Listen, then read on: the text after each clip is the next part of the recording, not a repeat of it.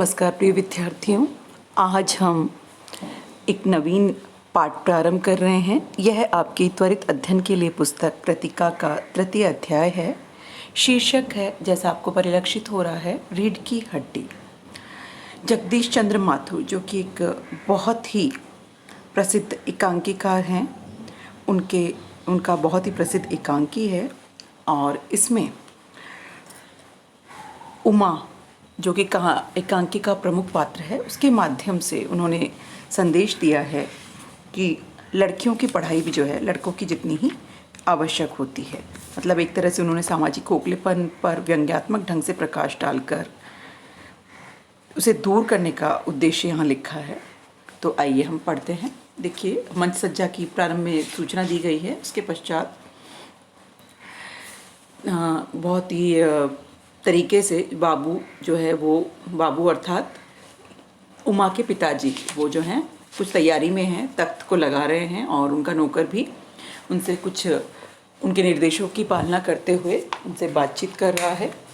और वो चादर वगैरह लगा के तख्त को सेट कर रहे हैं। ऐसा लग रहा है जैसे कोई आने वाला है। इसी बीच उनकी पत्नी प्रेमा आती है, पूछती है कि मैं कहती हूँ इस वक्त धोती की क्या ज़रूरत पड़ गई, एक तो वैसे ही जल्दी जल्दी में। मतलब उन्होंने अपने नौकर को चादर लाने को कहा और वो धोती समझ करके बोल रहा है। तो उमा जो है, वो उमा की माँ प्रेमा जो है पूछ रही है। रामस्वरूप बोलता है, अच्छा ये धोती कौन कह रहा है? तो वो यही कह रहे हैं कि वो आकर के नौकर यही कह रहा है। तो वो उसको डांटते हैं रतन को कि क्या तेरे कानों में डांट लगी है? मैंने कहा था धोबी के यहाँ से जाकर चादर आई है, वो मांग ला। अब तेरे लिए दूसरा दिमाग कहाँ से लाऊं? तो प्रेमा बता देती है वो कहाँ रखी है और इस तरह से वे लोग वहाँ से चादर लाके और तख्त पे बिछा देते हैं। प्रेमा, जो कि उमा की माँ है, कहती है कि बात तो सारी सही है, लेकिन जो तुम्हारी लाडली है अर्थात उमा, वो तो मुँह फुलाए पड़ी है अभी तक। तो रामस्वरूप बोलते हैं, मुँह फुलाए? फिर तुम उसकी माँ किस मर्ज की दवा हो? जैसे तैसे करके लोग पकड़ में आए। मतलब उनको ये जो रिश्ता है बहुत मुश्किल से हासिल हुआ है और वो चाहते हैं कि किसी भी तरह की बेवकूफ़ी से ये लड़का उनके हाथ से ना निकले। मतलब अपनी पुत्री का विवाह करना चाहते हैं। रामस्वरूप और प्रेमा में इसी तरह की बात हो रही। प्रेमा कह रही है, तो मैं क्या करूं? मैं तो सारे प्रयास करके हार गई हूं और तुमने उसे पढ़ा लिखा कर बहुत सिर चढ़ा लिया है।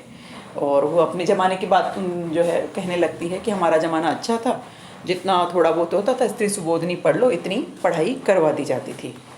और आजकल का तो ज़माना ही अलग है ना। और वो यही कह रही हैं, रामस्वरूप कह रहे हैं कि उनसे थोड़ी ठिठोली करते हुए कि ग्रामोफोन बाजा जो होता है ना, वो एक बार चालू कर तो चुप नहीं होता। अर्थात प्रेमा के बारे में। तो अब प्रेमा यही कह रही है कि तुमने कहा था कि उसे ठीक ठाक, मतलब उमा को सजा धजा के नीचे ले आओ, लेकिन सारा वो पूरा सज्जा का सामान उसके सामने रख आती है, लेकिन उमा है कि इनके हाथ ही नहीं लगाना चाहती है। और इस तरह से वो बड़ी परेशान हो रही है। रामस्वरूप भी जो है परेशान हो जाते हैं।